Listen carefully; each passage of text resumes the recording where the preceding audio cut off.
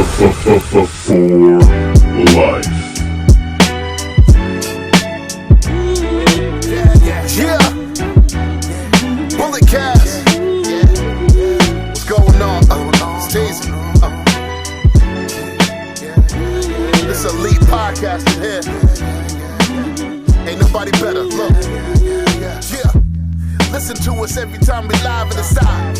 When you turn it on, it's just defining the mind. If you feel it, our opinions is great. When everything we moving now in the state, turn us on. If the feeling is right, every opinion now comes from the heart. No time we move with a part. We on the radio, it's wrestling. Time's aggression. Here is the feeling in the prove. Get the lesson. And if you want to prove it to you now, here's the feeling in the time. Hey, what's going on, ladies and gentlemen? You know the name, you know the voice, you know exactly why I'm here. Just in case if you don't, I am a 27-year-old piece of gold upside with a microphone and the greatest sports and recreational podcaster in the world today. So I like to believe. I am joined by the current reigning defending podcast champion, the Canadian Destroyer, BT Brandon 10 Gruma. Hello, Phillip. We are back to the OG twosome. Yes. Katie, a little bit under the weather. So T's and P's to her. Brian, MIA. we don't know where he's at. Yeah. Just the two of us. Two of us. Yes, the OGs back together again. Last week was the anniversary episode with technical difficulties. I hope you guys enjoyed that. Yeah. I even paid tribute to the people that are on here, or that used to be on here back in the day. You know, that's the kind of guy I am. Yeah, I respect the history of our show. Historian of the business is, one of your thousands of nicknames. And I've never made that an official nickname, Okay, so we have 1,000 official nicknames, and then we have infinite subsidiary non-official nicknames. Yes. Before we get into everything that is professional or everything that happened on TV, RIP to Jerry Jarrett, the father of Jeff Jarrett. He passed away at the age of 80 years old. He was a great promoter. We all know about all that stuff. I'm sorry. I'm all rambled. It's been a long day.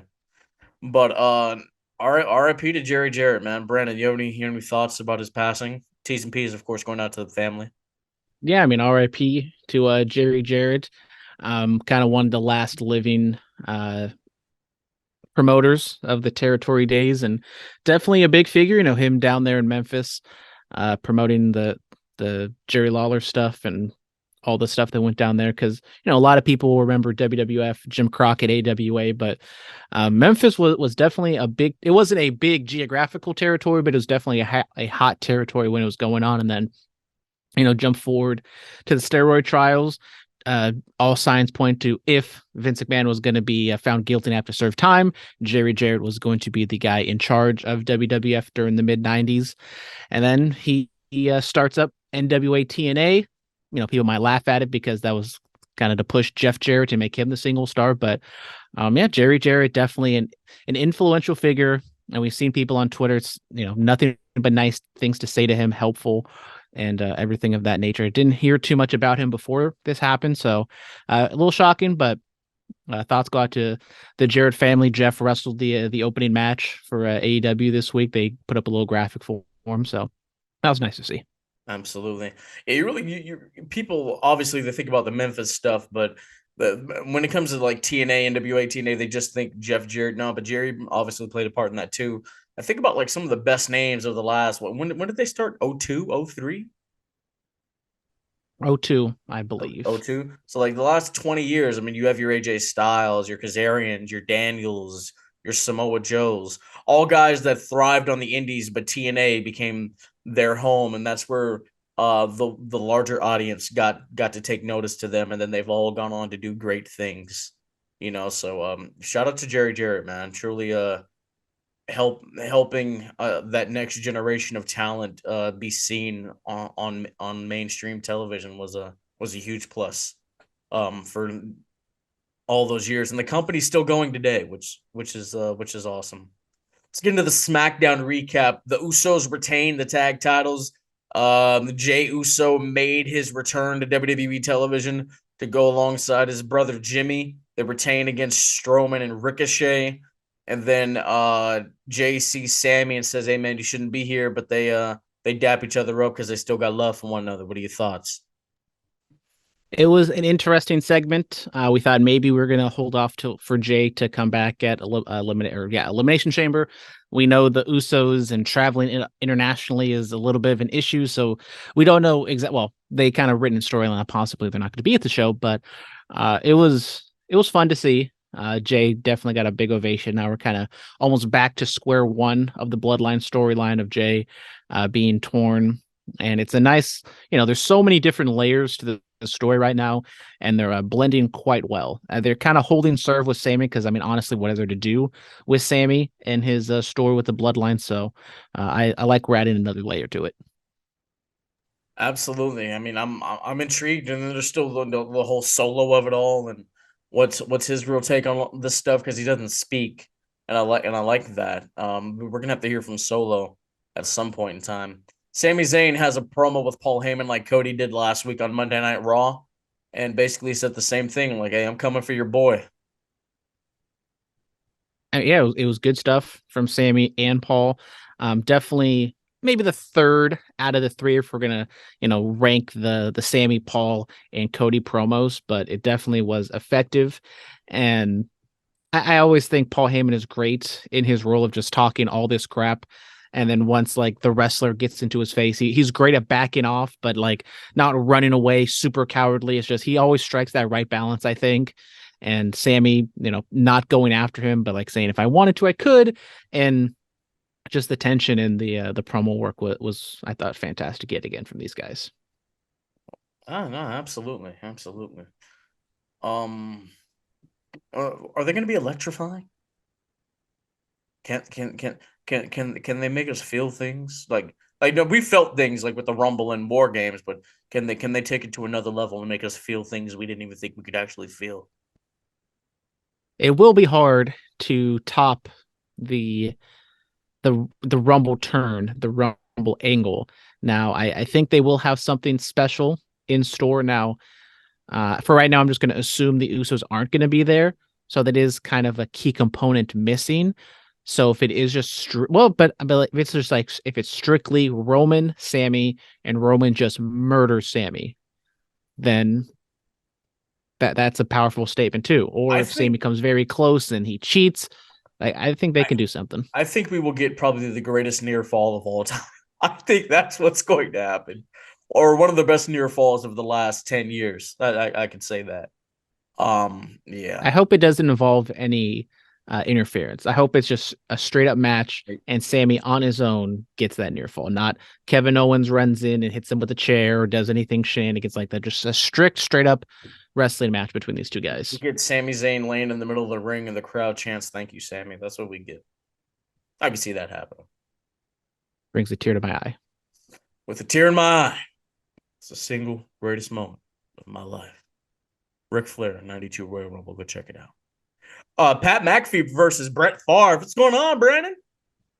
Well, Pat McAfee loves to have some fun on his show, taking a nice deserved week off after the football season. But news struck down that Brett Favre is suing Pat McAfee, Shannon Sharp, and a Mississippi auditor or something of that nature for defamation because if you don't know, Brett Favre is, and this is also, I think, the same thing going on with Ted DiBiase with illegal allocation of welfare funds over there in Mississippi. And so it is a football news story. So Pat McAfee talks about it the only way Pat McAfee can. They poke fun. They have some jokes and stuff like that. They say allegedly. And we're just going to have to see what happens. It seems as though Pat will win and pretty much everybody's going to win because it's hard to prove that someone of Brett Favre's stature is actually being harmed with the words coming out of Pat and the boys' mouths over there. So it's a big headline, but I just don't see nothing really coming out of this. What's going on with Ted? Like Ted that's been on the show? Yes. What is going on with him? Well, the Mississippi, it's been a while, so I can't say all the specifics, but basically the Mississippi Welfare Fund was being taken out and it was being given out to like celebrities and it was given out to like other people. And I think Ted, I'm not exactly sure how Ted is involved because it's like with his Christian with his organization or whatever is going on over there. So basically you're taking the poorest the money, you're taking money away from the poorest people in the poorest state in the United States to Brett Favre so he can give money to Southern Mississippi so his daughter can have a fantastic volleyball court or things of that nature. I see. Speaking of fantastic, how about that? How about Rihanna, man? How about that? Rihanna doing her thing at the Super Bowl at the halftime show. I mean, it was talk about tears. And that boy ASAP living up to his name. You heard me? You heard me? Two-time. Now it was cool being stepdaddy to one kid, but two, that you asking too much, Riri. But you cute, so I might let it slide. It was cool. I understand she was pregnant. Could have been better, but Rihanna. Wow! It could have been better. But I'm not gonna knock Riri because I know she's pregnant. You can't do too much. But I will say, because we were strictly talking about music and talk about songs here, she was playing banger after banger after banger after banger. Well, come on, rude boy, get it up. Hey, that was the one back in 2010. Man, and she hasn't dropped new music since 2015, and all of the songs she plays are still relevant to this day. Yes, because and you're crazy if you thought Ye was going to come out, and it crossed my mind for a second. Ye? There was no. Well, we don't want Ye to come out. We want Kanye to come out. Ye is bro. People have been calling him Ye for years, though. Like, this isn't a new thing. I just like to draw a hard line in the sand from crazy Kanye to good Kanye. I don't know. People have been saying that for years. How'd you like the Super Bowl, though? How'd you like the game? It was a great Super Bowl. Great game. As someone who picked the Chiefs, I thought it was a great game. Great game. Could have been better if there wasn't that holding call at the end, but it was a holding call, so I'm not going to complain. I made some money on Sunday. Might have had one too many Truly margaritas. Oh, really? But it was a fun time. I popped over to a Super Bowl party after the game and everything was over. Had some claws of the white variety. Had some Modelo's. Had some chicken katsu and rice. It was a great time. Love Super Bowl parties. Go hang out with your friends. Have food and everything in between. Yeah. All right. Dominic walks out on Rhea. They had Valentine's Day dinner. Angie and Ray were in their place, and they have dinner, and Dominic's card is declined. Now, I remember a few weeks ago on this show, I said, blah, blah, blah, Dominic's card's going to get cut off, and that could lead to some problems. They listen to the podcast, confirmed. I mean, come on. Hunter, brother, I got you, fam. I got you. And then Rhea had to pay. Rhea be carrying a little dough on her, huh? I mean, she's been with the company for a few years, won a few championships. Seems like she's smart. She's a smart girl. She's smart with her money. Yeah. Hey, shout out mommy. She knows how to allocate the funds. Unlike Mississippi. Or we're talking about the Dominics and the Mysterios. You know what all results back to Eddie. Shout out Eddie Guerrero, 19 years ago today in the Bay Area, won the WWE Championship from Brock Lesnar. Just had to throw that out here on the podcast real quick. Yeah. Moving on from that, the WWE A&E biography season 3 is starting up. That's exciting. So this time around, they're going to do the NWO, Jake the Snake Roberts, China, Dusty Rhodes, Kane, and the Iron Sheik, among others. Jake Roberts was on Cheap Heat with Peter Rosenberg talking about this, and apparently these documentaries are going to be very, very well done. I think the NWO starts this one off. Dusty Rhodes is the week before WrestleMania. That's that's nice because Cody's in the main event and everything. These biographies, they do a great job, man. I'm excited. Yeah, I mean, yeah, WWE usually always does a good job with these from a technical standpoint. Now, learning it might not be the best way to gather all the best and most truthful information on a WWE sponsored documentary, but it's an easy watch. WWE docs don't lie. What do you mean?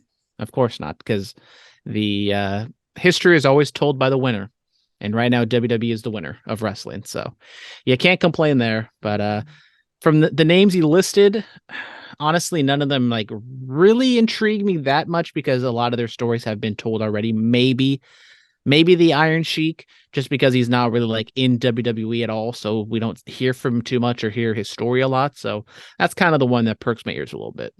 Okay. Ring of Honor's Honor Club is going to be officially starting up on March 2nd of this year, so coming up here in a few weeks. I'm excited to see that. Finally, they're going to have their own streaming platform again. Yeah, finally, ROH kind of getting back on track, getting back to some weekly television. No word yet on an actual television partner, but Ring of Honor is going to do Death Before Dishonor, the WrestleMania weekend. I saw that. So ROH, we're seeing on AEW.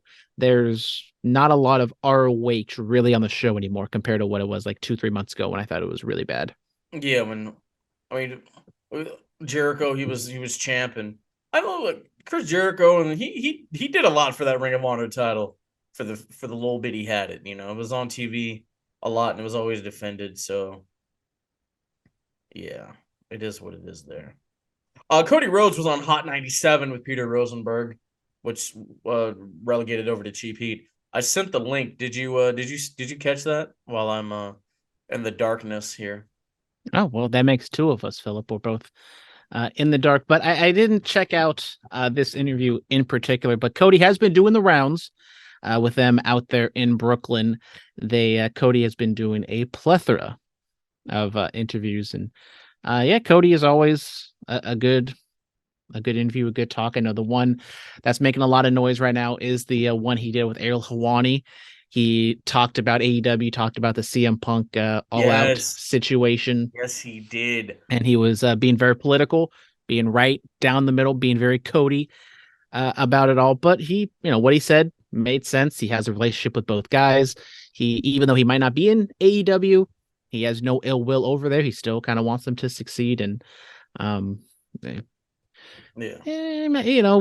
we said at the time when Cody left, maybe he kind of saw some things and kind of knew some things when he left that kind of bubbled to the surface with CM Punk.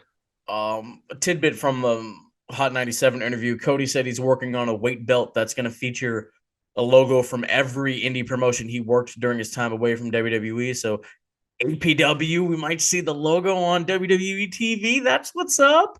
Get a little Bay Area love in Inglewood. Yeah. Love to see it. We got an APW reference on AEW today. Really? From Christopher Daniels talking about the King of Indies tournament. Okay. So look at that. APW is coming back. Yes. And then Cody and the whole CM Punk thing. Look, bro, from one Phil to another, I don't know, bro. Maybe all the Phillips need to get together and have a talk with Punk. Do you think that's a thing? Yeah, you guys need to schedule a Citadel meeting. I don't know when you guys have it. Brandon's, we do it, every other third Friday. I'm gonna call up the Phillips, bro. I'm gonna hit up Phillip Rivers. Bolts up. Shout out to the Chargers. Bolts up. Oh, I may even throw Vincent Jackson in there just to do it. No, you're not a fan of this. I didn't know you have such a plethora of San Diego, Los Angeles Charger knowledge. Shout out to them Bolts, bruh. Oh God. No, but we're gonna move on from that. Jay White leaves Japan. He loses a loser leaves Japan match against Hikuleo, but he is scheduled to wrestle at Battle in the Valley this coming weekend against Eddie Kingston. So I believe that is his last date with the company. Yeah. He loses the match to Hikuleo, and we've been speculating. We kind of knew possibly that his contract was coming up, and so he loses this. It is weird that he loses the Japan match, but then he's going to wrestle against Eddie Kingston. Well, that's not in Japan, though. I know, but usually when you have this type of match, it's going to be like a loser leaves Japan. But he did do a promo after the fact that he's going to take over, New Japan Strong, which is the U.S. promotion for New Japan. So maybe that's how they do it. But I mean, Jay White is such a big star and such a big deal that I get it. You want to build up New Japan strong, but just having him not on the main roster, New Japan roster, kind of is weird to me. So if he wants to go to WWE or AEW, I think he is a perfect fit, and definitely one of them should sign him. I think it's very ironic that the date he lost that match was the 4-year anniversary when he became the IWGP champion for the first time.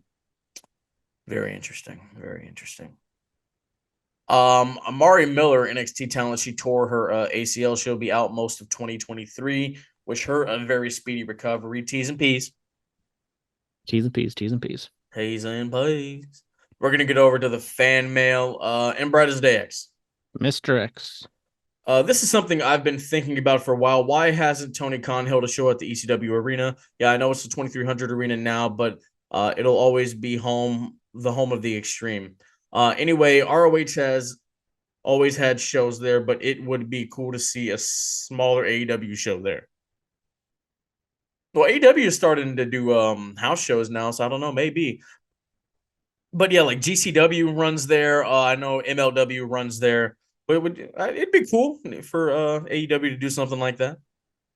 I mean, it would be cool. I just don't. I know Impact, I think, has run some shows there. I just don't know how fitting that building is for television in 2023. That's the only thing I have an issue with. Like, by all means, if you want to do a house show, they're cool. But I just don't know if AEW could do a full blown Dynamite in the ECW arena. I don't know. Like when GCW did it, it looked pretty cool. Maybe just because like an indie in that building or something, but I don't know. I think there's a way for it to be done. You just have to figure that out. He also says, okay, I say that Jay will screw Sami out of his title shot this Saturday to reaffirm his allegiance with Roman, which I think will lead to KO and Sami going after the undisputed tag titles at Mania. That's a possibility. I think people have been talking about that for months. You know, the dissensions, Sami leaves, yada yada yada, and then eventually it's him and KO going up against the Usos for the titles. I mean, definitely. They haven't fully. Well, they kind of talked about it before Sami officially joined, but you know, family compared to Sami, you know, real family and Sami. I think that's going to be where the divide is going to be, and why Jay ultimately chooses Roman over him. Okay. And lastly, he says, people are upset that the Guns won the tag titles, but doesn't that mean they're doing their job? People forget that heels used to be booed all the time, not ironically cheered because they were cool. Well, I think people are upset that the Guns won the titles because it wasn't the time to take them off of the Acclaim. You know, all credit to the ass boys and everything. I think they could be champions at some point in time down the road, but just it wasn't the time to take them off the Acclaim.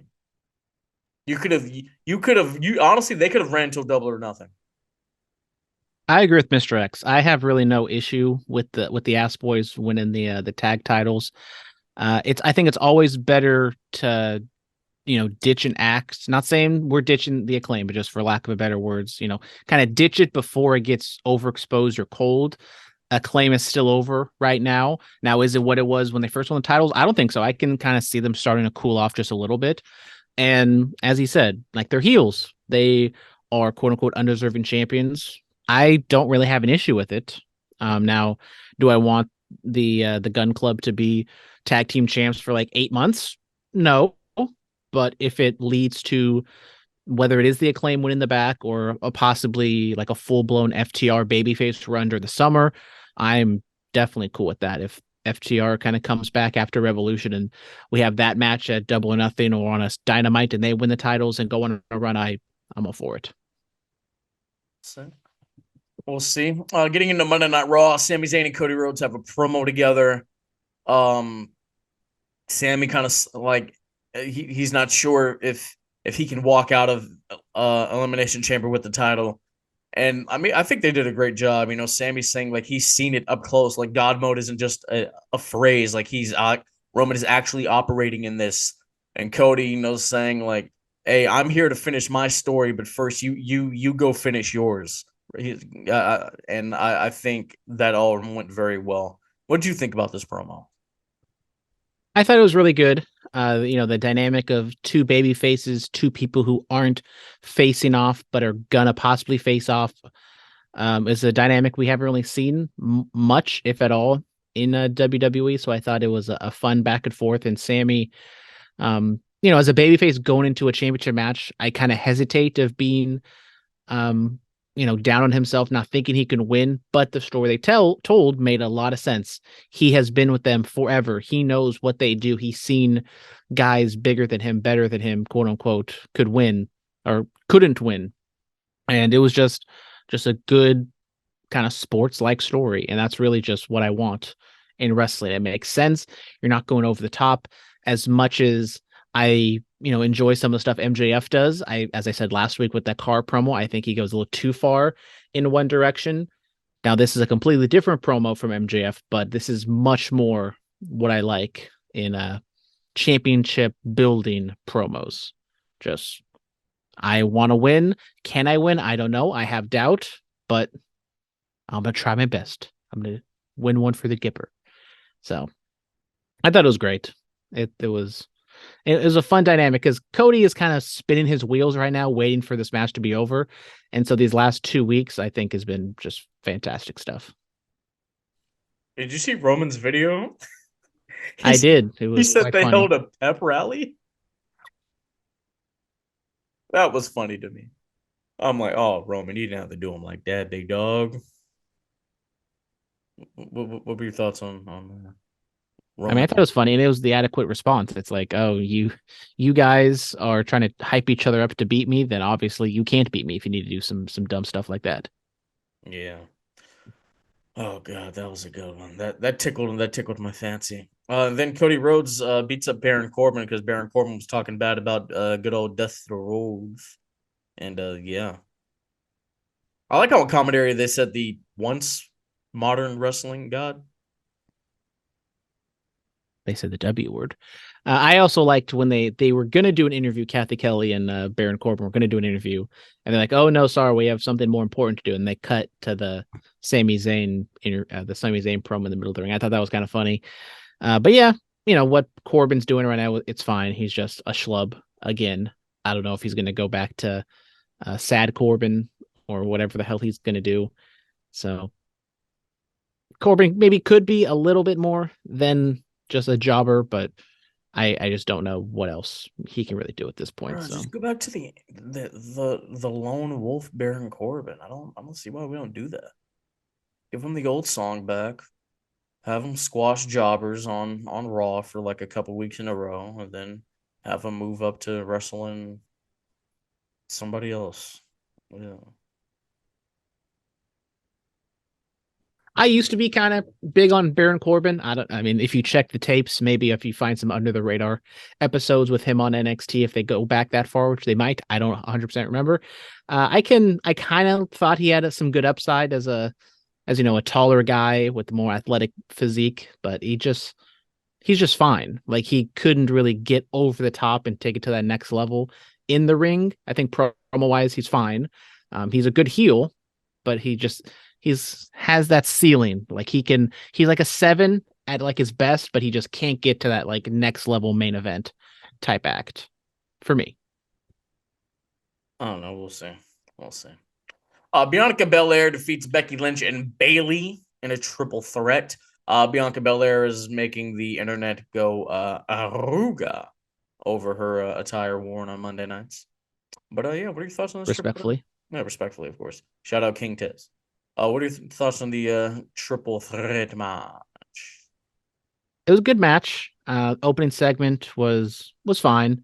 It definitely is like a big gaping loophole of how Becky and Bayley aren't in this match. So trying to tie that up, I guess, is fine, since I guess it looks like we're not going to get any of them in the Elimination Chamber match, with Bayley taking the loss. So now what does that mean for Becky and Bayley? Is it a tag team match with Lita? Is it I honestly don't know. But if it comes down to Becky and Lita and somebody else, or just Becky and Lita versus Damage Control, that's kind of a little bit of a step down for Becky, I would say. for at WrestleMania after her comeback, but I guess you can't have everyone. I still kind of wish we got Rhea and Bianca and either Charlotte or probably Charlotte and Becky over there on SmackDown, but guess not what they're doing. That's not what they doing, man. I know. They don't listen to your ideas. Yeah, they listen to mine. Yeah, you don't listen to the good ideas. What do you mean? My ideas I said are great. they only listen to the good ideas. They don't Oh, listen to my crappy ideas. I was about to say, I'll pitch Bromos again. Hey, I love Bromos. It's the other people on this podcast don't like it. Bro, have you seen that photo of Matt Riddle with his new girlfriend or whatever? Have you seen that possibly? Photo? Is it like the black and white photo? No, it's like him with the grill in his mouth. Oh yeah, he got a grill like a couple weeks ago. I'm like, what? Like, bro, like it's 2004 again. Like you look like what do you? That does not look good. Like, stop yourself. Rhea Ripley attacks Beth Phoenix. Yes, she did. Playing up that mommy is still on excursion. She was not. She was in the building, and she lays out Beth Phoenix. So, just very simple build for this mixed tag match at Elimination Chamber. Nothing too big. I did kind of enjoy the backstage promo with the Judgment Day a little bit better because Rhea was there. So I think she just adds a good dynamic and just the way she carries herself. And when she's not there, you can definitely tell the Judgment Day is much less. Yeah. Lashley lays out Lesnar, hit him with a back body drop on a spear real quick. It was different. Brock Lesnar continues to just be the happy-go-lucky cowboy, and Lashley gets the upper hand on him. Interesting with them both being baby faces, I guess.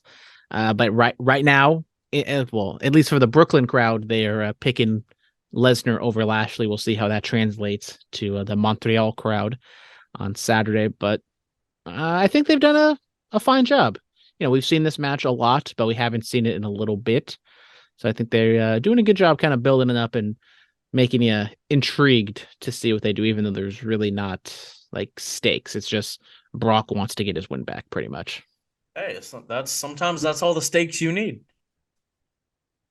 But then Lashley is just kind of meh about it. I don't feel like Lashley has anything he's fighting for. Like, he's just kind of there. If you beat a guy, then I'll beat you. I don't need to. Sure, we can do it again. Like you act like you think you're gonna win. It's just one of those. I used to have matches like that back in the day. Back, when I used to lace up the wrestling shoes. I mean, that's what I was going to beat to you after I beat you in November, but then someone had to have an ankle injury, and now look, a little ankle injury turns into ankle surgery, and now who knows when this thing's going to actually happen. Look, man, in May I was told I can do physical activity again, okay? I'm going to be back. Get ready. I'm going to give you enough time to get ready. All right? Let me find out when the season is. In the moment, and look, man, first day of practice, we can show the kids what's up. We can show them some wrestling. We can show them the graps. Yes, sir. Gives me time to go shopping. I get some new fresh kicks. Maybe buy a singlet to scare the kids. No. Oh, no, we don't want to scare the kids in a singlet. No. Oh, no. AEW. I look like Tyrus. Bro, he was on the Super Bowl commercial. He was on the Super Bowl commercial twice. With the NWA Championship. Cosplaying as Scott Steiner. Who would have thought? Hey, shout out Scott Steiner, friend of the show. Shout out. My dog. Who would have thought Brodus Clay would be the NWA champion on a Super Bowl commercial? What a time we live in. Him and the Undertaker. I did know he was a Fox News guy, so when I saw him, it was a complete shock. Like I was like, "That's really him," and then it took me a second. Like, "Oh yeah, this is Fox News." Yeah, makes sense why he's there. It was a SmackDown commercial. It's definitely not the '99 Super Bowl commercial, but we got and Undertaker was in a commercial. John Cena was there. Batista was in one. A lot of wrestling representation at Super Bowl Sunday. Speaking of all that, apparently WWE has started filming movie parodies again, like they did when WrestleMania was in Hollywood last time. apparently the bloodline is going to be Goodfellas. This is what I hear. This is what I've heard too. Judgment Day is going to do Stranger Things. That makes the sense. the Banger Bros are going to do 40-Year-Old Virgin apparently. I guess. Yeah, that one Who's was going to be like. Steve Carell? So the only thing I could think of is we're going to get Drew McIntyre getting his chest waxed. That's the only like memorable scene from that movie. So I think that's Yeah. what they're going for. Why? So Why the 40-year-old virgin? Like, I don't know. It just why that not? almost seems like a Vince McMahon edict of like, oh, it'll be funny. We're shaving his chest hair. We're waxing it. He's gonna have a smiley face. It's gonna be Got a big hilarious. chest, and we're gonna shave it. We're gonna have the WrestleMania logo in his chest hair. Make it happen. That's funny. AEW Moxley and Hangman Texas death match at Revolution. That's gonna be dope.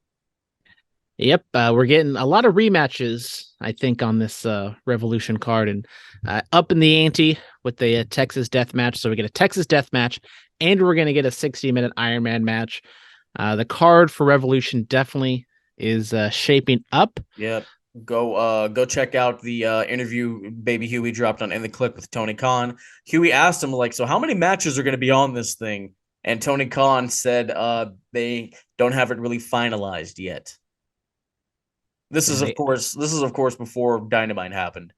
But hey man, so they added Joe and Wardlow, which Wardlow did a sit-down interview with Jim Ross, and I actually thought it was like a good explanation. He said that he grew out his hair because his dad died, and his dad died of cancer, so he grew out his hair and a beard, and so Joe took that away from him. I thought that was, if you're gonna do like the stupid cut a ponytail off angle, I think that's probably the best thing you can do with it. We're gonna get a triple threat tag team match, Texas Death Match, 60-minute Iron Man match. what is that, four? That's four matches? That's 4. No women's title match. I would assume we have to get at least one women's match. I don't know if it's going to be a tag match or a singles match Who's for the doing title. more important stuff? The women's champion or the TBS champion? I mean, I keep saying Jade has spun her wheels in like the past 6 months. I don't think she's really done much. She's just kind of having matches, beating people. Mercedes might have to come jump ship to spice that up. I'm not even joking. Maybe. And I mean, they did the angle at the end of the show. I mean, shout out to the women. They actually main evented a show with the women's triple threat match, but they're doing this angle of like the AEW originals and the WWE implants, and Ruby Soho's caught in the middle. I just don't know like why we're supposed to care. Like obviously Ruby's a likable person, but just the story they told for me personally, I just don't really care of where she joins. Okay, she should join with Jamie and Britt because they're the faces, they're the good people. But it's like, I don't know. I feel like they're assuming we care much more than we actually do. And I think if you listen to that crowd there at the end, it shows no one really cares. Looks like we might be getting Christian Cage versus Jungle Boy because he's back. He is back. Just another rematch on the show. Well, it's not really a rematch because we didn't get it because Christian hurt his arm. Yeah. I mean, technically it is a rematch because the match happened, but it was quick as hell. I'm going now just to see Christian Cage. Yeah. That's how you get me in a building. You have Christian Cage on the card. You understand? I mean, I was able to go to All Out 2021 and all the great things that happened there, but obviously the top thing I was able to see was seeing Christian Cage in a world title match with my very own eyes. And making Kenny Omega look like $1 million. Exactly. Yeah, I'm down. I just want to meet Christian Cage and be like, bro, I love your work. You're dope. That's really the one thing I want out of like when AEW is around here. Like, if there's a meet and greet, I'm trying to go to that. Are you going to these meet and greets that are going to be happening? I did not know there were meet and greets, and you know how they do that for like the big pay-per-views. You know, they'll have like their little meet and greets and whatnot. I did see Shadow WrestleTix. Great follow on Twitter if you guys don't. They opened up a new section for AEW Revolution, so you can jump on those. Only $32. Real okay. I'm gonna spend a little bit more. We went to that Warriors game, and those things are steep. Those steps are steep. Hey, steep stairs means great views up top. That's true. I saw like one was like 120, then after the fees it's like 140. So I'm like, I might just have to do that one. I'm still recovering from the injury. I don't want to have to try to walk up steep stairs. I got to think about my health, Brandon. I get that. You can, if you want to slide through, check out me and the boys. I think we're gonna be at, is it the United Club? I forget what it's called, but it's like right by where seats are. So we're probably gonna get there early and just chill. Hopefully get some of those refillable sodas that were fantastic. What boys? What boys are these? The boys. You have other boys? I got so many boys. You're like Dalton Castle. You just have boys. I'm dripping with boys. Oh, you're dripping. Yep. I got boys all over me. I got boys too. I'll be hanging out with Peanut in them. Yeah. Yeah. I only say Peanut because like he the main one. I don't say the other ones because that's a lot of names. So I just say NM. Peanut. I feel it. So yours are just the boys. Nobody gets a name. They're just the boys. Yep. Damn. Peanut, you hear me, bro? You special, bro. I mean, we're collectively the boys. Oh, okay. We're for the boys. Okay. All right. I got you. All right. The Chamber Elimination is about to be happening this Saturday, along with a lot of other wrestling that's going to be going on. So, and because it's not a top tier WWE pay-per-view, we're going to save the title match and we're going to just hold off until WrestleMania. The championship is on the line. Don't get it twisted, bro. You look, bro, you could go back to back to back. Yeah, you guys, when other people are champions, we're only going to do the major pay-per-views. But then when I'm doing the pay-per-views, we're doing Royal Rumble. We're doing AEW stuff. We don't watch NXT. Well, that's too damn bad. We're covering NXT too. Brother, this championship has been on the line for an Impact pay-per-view. Like, you act like this is a big deal. You act like this is new information to you. I got to talk to the commission. And I can't be working in these conditions anymore. I need to recover from all these fights. You can't just be booking me in all these title fights back to back to back. I need time to recover my body. I would like to remind you when it was on the line for that Impact pay-per-view, I walked out the champ. This guy. Me. How long have you been the champion? Do we know? I believe, did I not win it at Survivor Series? So I've held it for a good few months now at this point. When was that? That was November 26th. Okay, let's see. Is that the correct date, or is it before that? No, November 26th. That's the date of the show. Well, I didn't know if I won it before Survivor Series or if I actually did win it at Survivor Series. Yeah, it was Survivor Series. So let's see. November 26th. You've been champion for 81 days currently. I don't know if you probably don't got the stuff in front of you. Might be my longest reign yet. Because I used to be the Sasha Banks of this podcast, but now I'm the Charlotte Flair of this podcast. I hold a lot of belts. Some of them are short reigns. Some of them are long reigns. You just never know. I'm just collecting belts. Let's see. Brandon, 71 was your first run. Let's see. You know what? This might be your longest run. I'm not even going to lie to you. I'm looking at this. It's historic, and I am confident that I will walk in, and then the piece de resistance, walk into AEW. I've never successfully won an AEW pay-per-view in my life. Going in there, I will be in attendance, and then go into WrestleMania. It is on the line next week. It is on the line for that too, huh? That's crazy. Yeah, no, this is your longest run to date. Just call me Darby Allin. I'm defending it all the time. Bro, back to back to back to back to back. I'm looking at this. This was something special, man. My first run was 140 days. That's crazy to me. That's because you defended it once every 5 months. Back in the day, that was like 4 years ago. The title's on the line all the time. Your fourth reign was 1 day. Your fifth was 48. My sixth reign was 1 day. I hated that. So it was damn back-to-back WrestleManias. Okay, my eighth run was 175 days. No, that 12th was 162. Oh, those are good times.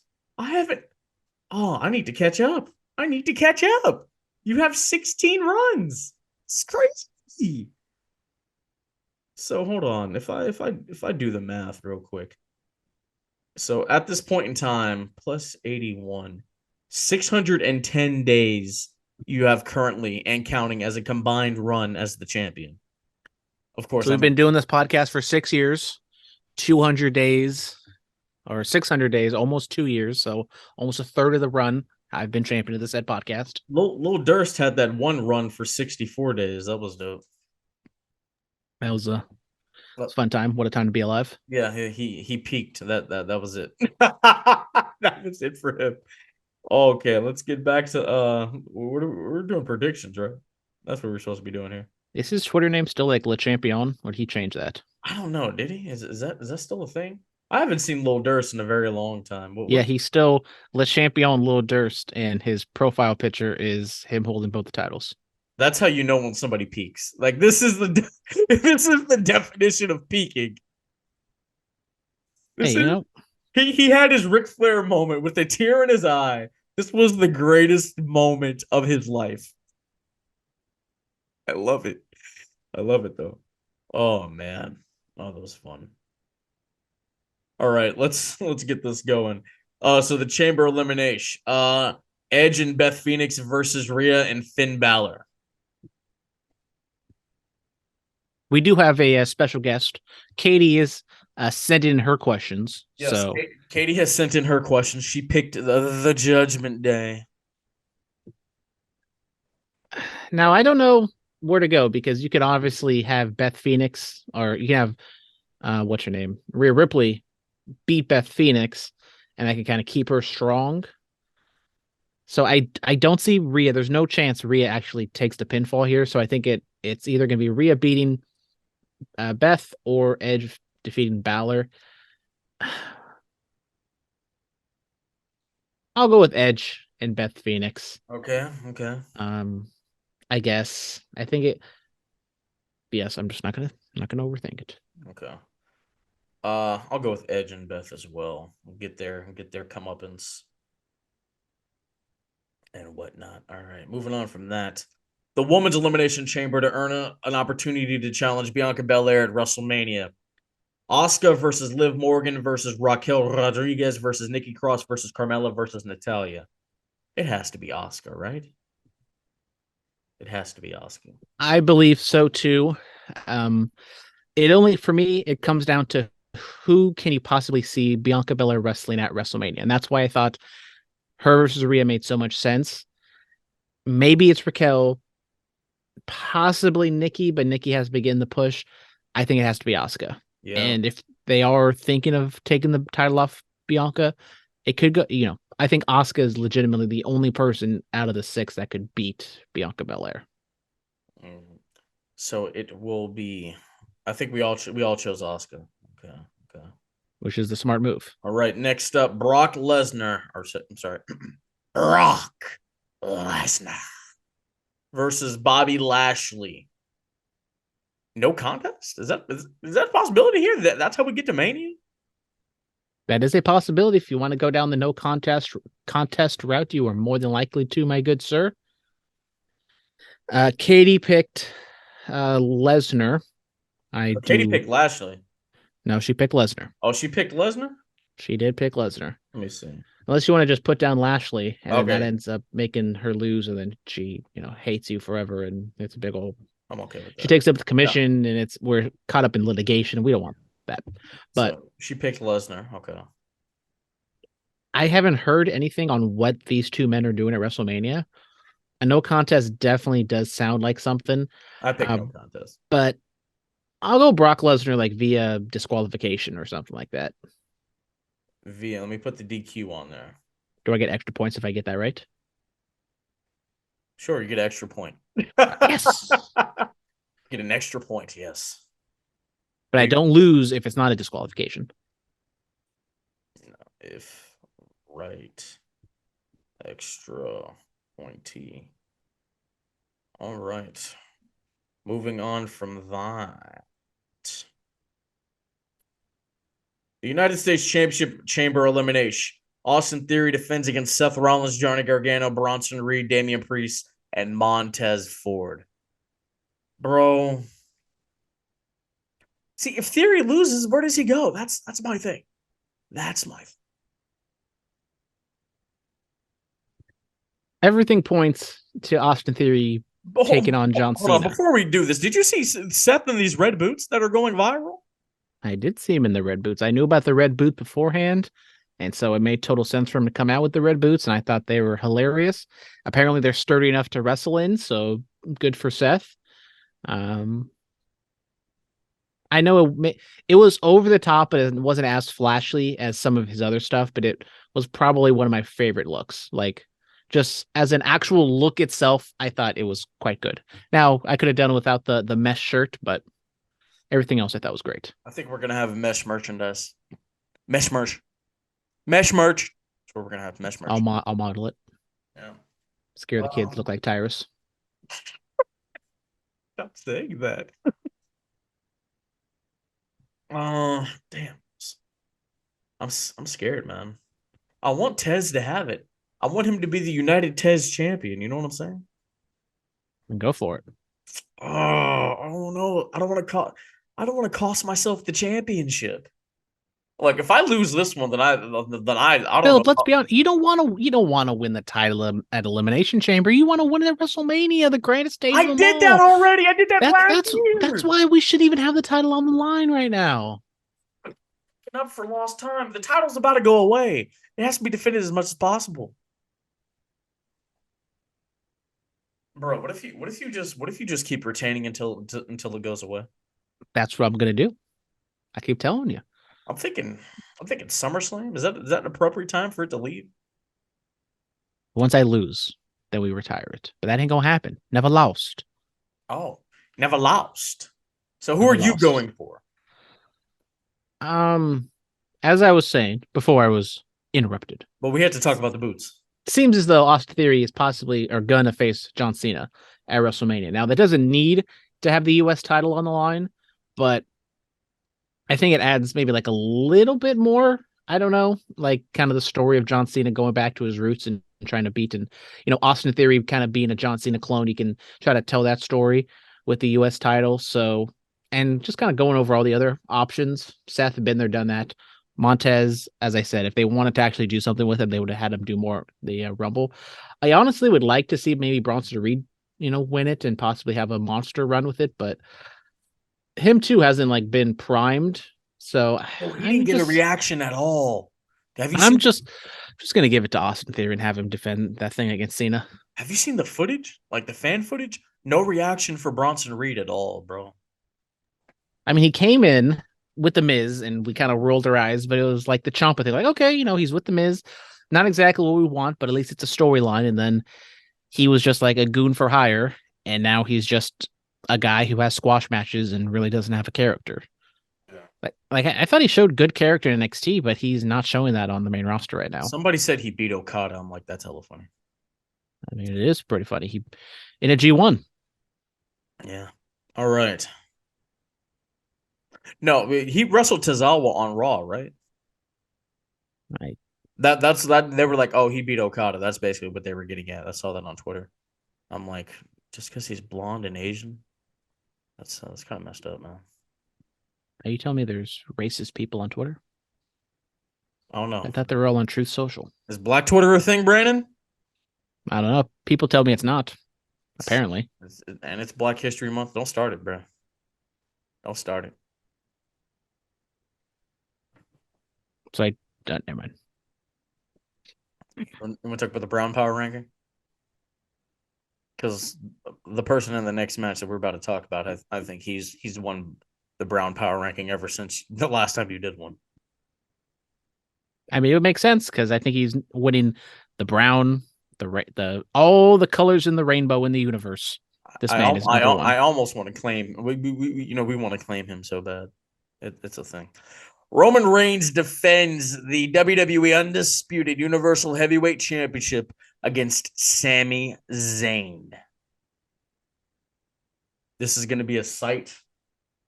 This is going to be something special. When we do this recap, we are going to remember this very fondly. But I'm going to Roman. Never bet against my tribal chief. For a match that seems like such a foregone conclusion, the finish is not in doubt whatsoever. I'm very excited for this match to see how it goes. Now, could they do the unthinkable and have Sami beat him? Absolutely. They're not. I think it's like a 0.05% chance Sami wins this match. But it's going to be fantastic. Even though it pains me to say this, the Montreal crowd is going to be insane. And they are going to... It's going to be Bash of the Beach 96 once Roman Reigns beats Sami Zayn. Or it could be Money in the Bank 2011 if Sami Zayn, by the grace of God, gets that championship. Possibly. He will crowd surf out of that ring, out of that arena. But are you going with the Tribal Chief? I am going with the Tribal Chief. I think it's a no-doubter, foregone conclusion. Dude, for the record, Katie picked Austin Theory for the U.S. Championship, and she is also going with Roman Reigns. I'm about to go over them. So, you and I picked Beth and Edge. Katie picked Judgment Day. All three of us picked Asuka. You picked Lesnar via DQ. She just picked Lesnar. I went no contest. You guys both picked Theory. I picked Montez, and then we all picked Roman. All right. Wow. That's going to be the thing. So from my recollection, it seems it's going to possibly come down to me and Katie. Yeah. Because we have some differences. We'll see.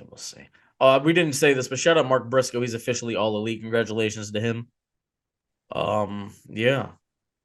All right. GCW middle of the night is going down in SoCal. If you're going out down there, be safe. Safe travels. It's going to be a great show. Ali Catch, I believe, is wrestling Charles Mason. So I think that's something. And then also NJPW Battle in the Valley this Saturday. Also, a lot of wrestling. Elimination Chamber, GCW, NJPW. Battle in the Valley, obviously the marquee match. Kairi Sane defending the IWGP Women's Championship against Mercedes Moné. But they're not going to main event regardless of what people thought. That will be Okada and who's he wrestling? Tanahashi. Oh man, yes, they have the privilege of doing that. They have the honor, the distinction of being the main event. This is going to be special, man. I can't wait for that. If you see us, man, come up and say hi. I'll be wearing the Bullet Cast merch. Brandon, will you wear the shirt, please? I guess if you're gonna ask me to. Okay. I won't buy it unless you ask me to. Okay. Bullet Cast will be in the building. Make sure you come up and say what's up to us for real. Yep. And then we will be in the building for a whole lot of things. Stockton Con recap is coming up. I did that with Mike Miller, so that'll be dropping in a couple days or a day or two. And then a Black Power ranking will be dropping at some point in time. And then Friday under the radar being recorded. We'll preview the New Japan Battle in the Valley card. Maybe go over some of the AEW stuff we didn't talk about and whatever else. Oh, Nikki Bella Says I Do season wrap up on Thursday. See what happens with Nikki Bella and Artem in their 4-week turnaround wedding. Exciting stuff, folks. Okay, so Thursday, Bullet Cast regular episode. Friday, Under the Radar. Saturday, Stockton Con promotion. Sunday, Black Power ranking. Monday, Elimination Chamber recap. That's 5 full days of Bullet Cast action. That's that much content we've never dropped like that in the span of a week, have we? We're stuffing all your holes with content, folks. We are respectfully. We are stuffing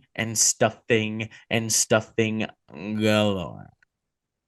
Thank you guys so much. Y'all know what to do. Y'all know where to find us. The show, be safe and stay dangerous. We out this month. Turning the page, nobody doesn't like us. The feeling when we move, we are excited. Elite podcasting, I know you like it. Yeah, the Bullet Cast, fearless. The Bullet Cast, fearless.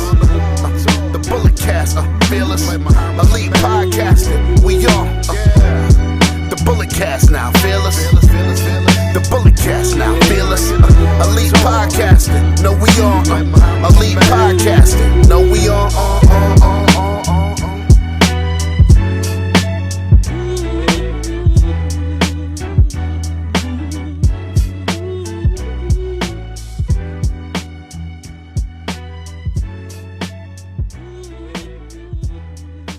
This has been the Bulletcast. Thank you for listening.